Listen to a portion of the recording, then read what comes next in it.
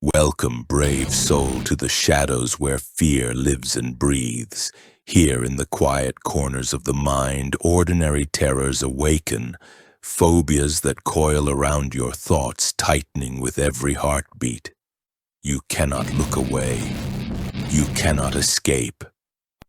This is Phobia of Fear.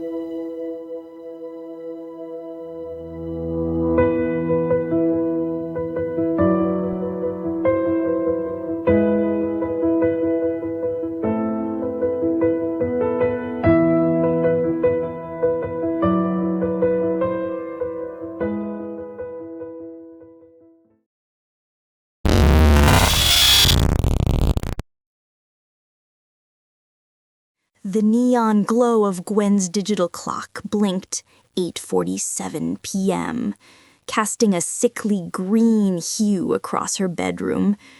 The house was silent, save for the faint hum of the refrigerator downstairs and the occasional creak of the old wooden floors settling. At 20, Gwen was used to being alone.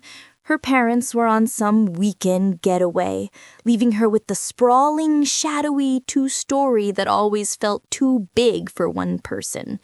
She sprawled across her bed, flipping through a dog-eared copy of Fangoria, the glossy pages filled with grainy stills from Friday the 13th, Part 5. The TV in the corner flickered, paused on a stream of The Fog, the first movie on her month of October movie list. Her phone buzzed on the nightstand. A text from Lisa. "Hey girl, me and Trish are hitting the Rusty Rooster tonight. Come out. You've been a hermit since you dumped that jerk." Gwen smirked, her fingers hovering over the digital keypad. She typed back, "Nah, I'm good. Rather stay in and rot than deal with people." The reply came fast. "Your loss. Oh, BTW, saw Mark there. He's with some bleach blonde chick. Total skank vibes." Gwen's stomach twisted. Mark. The ex who'd left her with a mixtape of lies and a cracked windshield on her Camaro after a screaming match 2 months ago. She stared at the screen, the words burning into her retinas. Her thumbs punched out a new message. "Screw it. I'm in. Pick me up in 30? Lisa's response was a triumphant, "Yes! See you soon!" Gwen tossed the phone onto the bed and peeled off her oversized Def Leppard shirt, heading for the bathroom. The house groaned as she moved, a low, almost human sigh from the pipes. She ignored it, cranking the shower knob. Hot water blasted out, steaming up the cracked mirror. She stepped in, letting the heat melt away the day's inertia.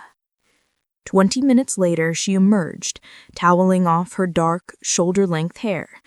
The house was a fogged-up cave, the air thick and warm. She wrapped the towel around herself and padded back to her room, leaving wet footprints on the hardwood. Her phone buzzed again. She scooped it up, expecting Lisa's usual impatience, "Hurry up, slowpoke," but the number was unfamiliar. 555-0132.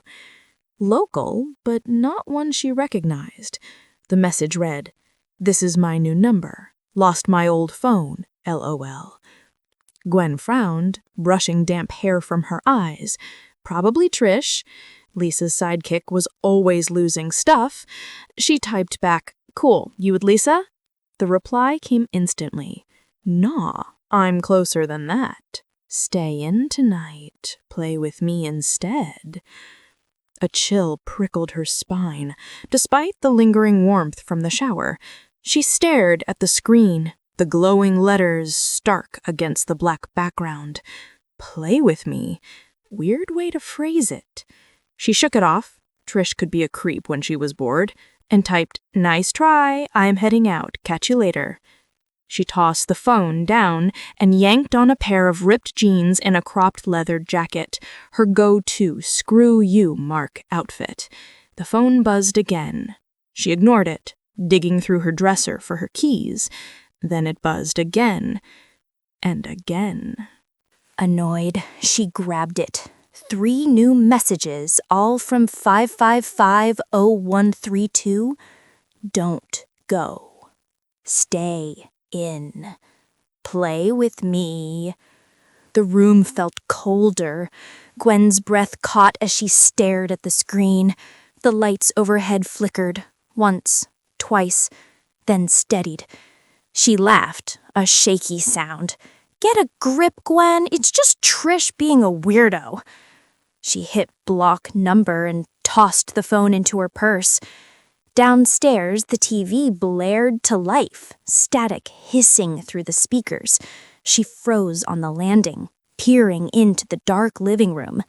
The screen glowed blue, casting jagged shadows across the furniture. She hadn't touched the remote. Stupid wiring, she muttered, jogging down to switch it off. The second her finger hit the power button, the phone in her purse rang, a shrill, insistent trill.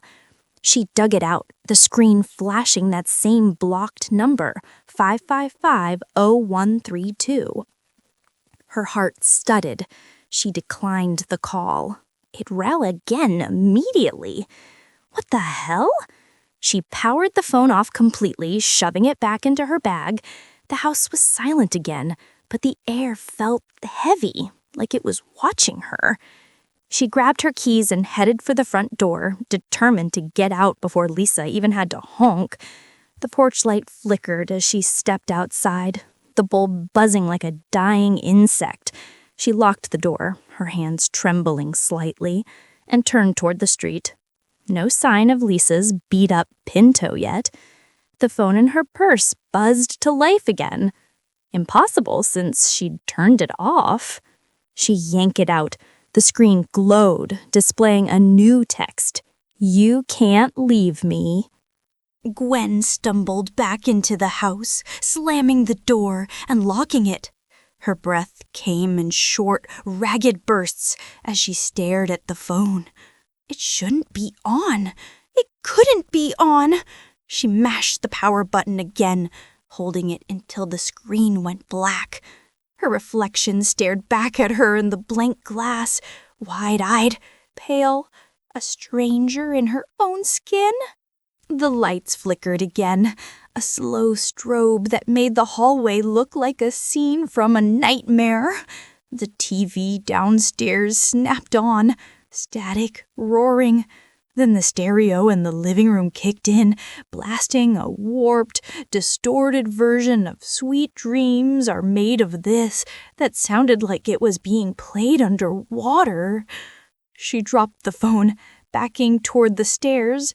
This isn't funny, she shouted, her voice swallowed by the cacophony. Lisa? Trish? If this is you, I'm gonna kill you.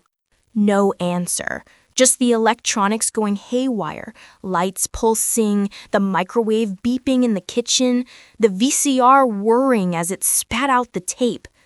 She bolted upstairs, her bare feet pounding the steps, and locked herself in the bathroom. It was the only room with no windows, no way for someone or something to see her. She sank to the floor, her back against the tub, clutching her knees. The towel from earlier lay crumpled beside her, still damp. Her mind raced. Mark? No, he was a jerk, but he wasn't this twisted. A prank? Maybe the neighborhood kids had figured out how to mess with her power. She clung to that thought, forcing herself to breathe.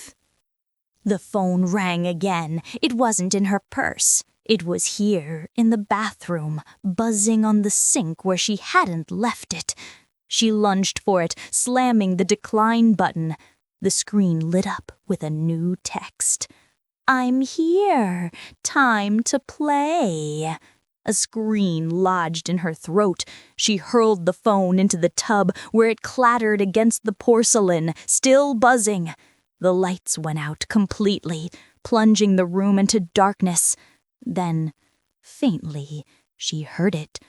A low, rhythmic thudding like footsteps climbing the stairs. She scrambled to her feet, locking the bathroom door and wedging the towel under it like some flimsy barricade. The thudding stopped. Silence pressed against her ears, thick and suffocating. Then the doorknob rattled. "Get away from me," she yelled, her voice cracking. The rattling stopped, replaced by a soft, insistent tapping, like fingernails on wood. Tap, tap, tap. She grabbed the phone from the tub, hands shaking so badly she nearly dropped it. She powered it on, ignoring the flood of new messages. Stay, play, mine, and dialed 911. 911, what's your emergency? The operator's voice was calm, a lifeline in the dark. Someone's in my house, Gwen whispered, her words tumbling over each other. They're texting me, calling me. They won't stop. I'm locked in the bathroom. Please send someone. Stay calm, ma'am. What's your address? 1427 Elmwood Drive. Hurry! We've got a unit on the way. Can you tell me more? Are they still there? The tapping started again, faster now. Yes, they're right outside the door. They keep texting me from this number, 555-0132. I blocked it, but it's still coming through. A pause. Too long. The operator's voice came back, slower, tighter. Ma'am, we've traced that number. It's a landline, registered to your address. Gwen's blood turned to ice. What? No, that's impossible. We don't even have a landline anymore. We disconnected it years ago. Another pause. The signal's active. The call is coming from inside your house. The line went dead. The bathroom door shuddered as something slammed against it, the wood splintering. Gwen screamed, dropping the phone. The tapping turned to pounding, relentless, like a heartbeat echoing through the walls. She grabbed the only thing within reach, a rusty plunger, and held it like a weapon, her back pressed against the tub. The pounding stopped. Silence again, but it wasn't empty. It was alive, buzzing with intent. Then a voice, low, distorted, seeping through the door like smoke. Gwen, play with me. It wasn't human. It couldn't be. It was too hollow, too layered, like a dozen voices stitched together with static. Her knees buckled, but she forced herself to stand, gripping the plunger tighter. The lights flickered back on, dim and yellow, casting long shadows under the door. She saw it then, a shape, too tall, too thin, shifting in the hallway. Not a person, not anything she could name. Her phone buzzed in the tub, the screen flashing a new message. Look behind you. She whipped around, expecting claws, teeth, something, but there was nothing. Just the cracked mirror, her own terrified reflection staring back. No, wait. The reflection wasn't right. It was her, but off. The eyes were too dark, too empty. The mouth twitched into a smile she wasn't making. The door burst open.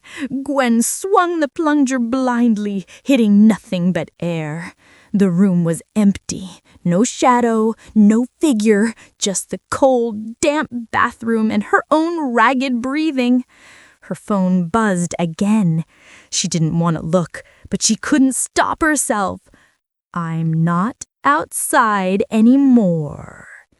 A sound like wet footsteps came from the hall.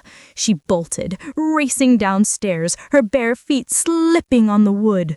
The living room was a chaos of flickering lights and screaming electronics, the TV blasting static so loud it hurt. She grabbed her keys from the table and lunged for the front door, yanking it open.